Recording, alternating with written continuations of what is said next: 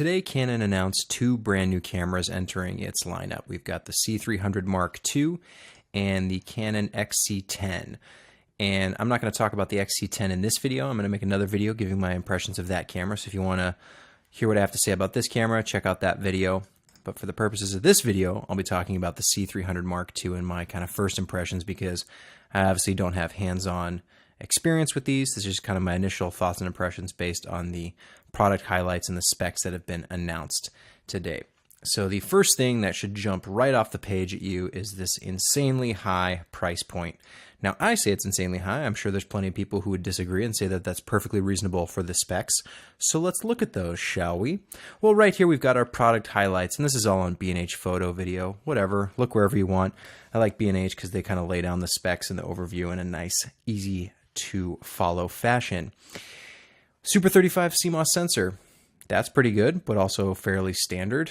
You know, some other cameras doing full frame, some cameras are micro four thirds, but Super 35, that's a great sensor size. So good job, Canon, right there.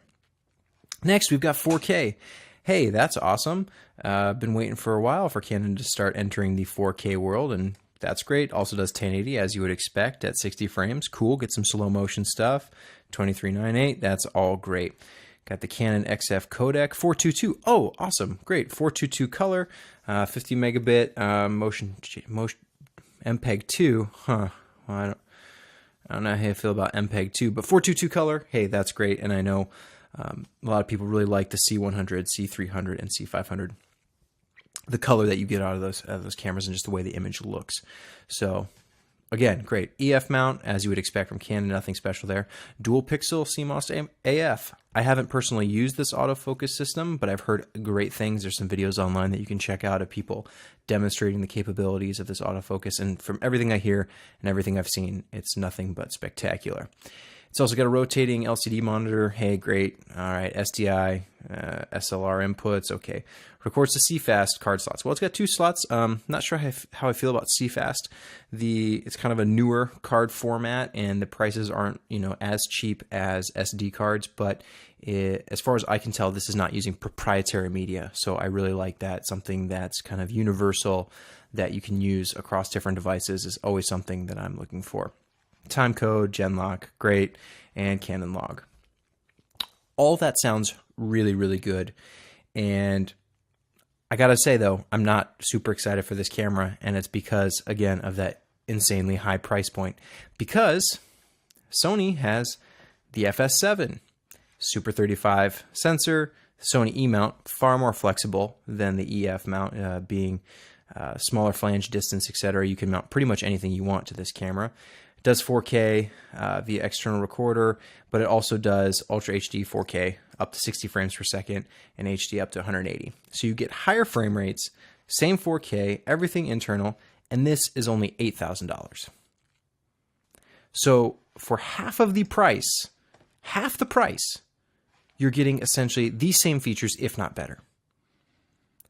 So what are you paying for? The name brand Canon? Is that it? Because Sony, that's a pretty good name brand too. And the FS7 is a great camera. And you get 422, you get 4K, you get high frame rates, all that good stuff, and it's half the price. Now, I don't want to boil this down to just the price, because there are instances where you want to pay more for a better quality product. And there are a lot of people who really like the look and the feel of Canon's image. I can't debate that. We haven't seen enough test footage yet from this camera to really, you know, do an apples to apples comparison. But the bottom line, in my mind, is that any camera, almost any camera you buy nowadays is going to give you pretty good image. There are a few cameras that, you know, aren't as good as they claim to be, but most professional high-end cameras will give you a good image. Is it worth twice the price for the exact same features on paper?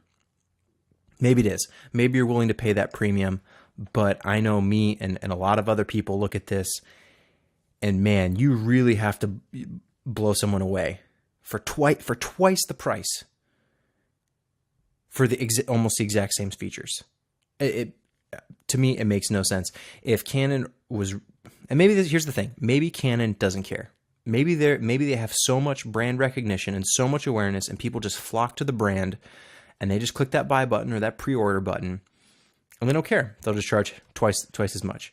But you know what I like about Sony is they're pushing boundaries, they're changing things, they're offering things at price points that were unheard of in the past, giving more features and more options to more and more filmmakers at reasonable prices. So you know what? You can focus on paying your actors or securing locations or actually having an extra set of hands on set, paying somebody for the day, because you don't have to pay the high rental fees or the high price for just the camera. Now, I will say I'm curious to see what the image looks like from the C300 Mark II. I'm really glad that Canon has upped their game with their specs, offering 4K and some of this other stuff.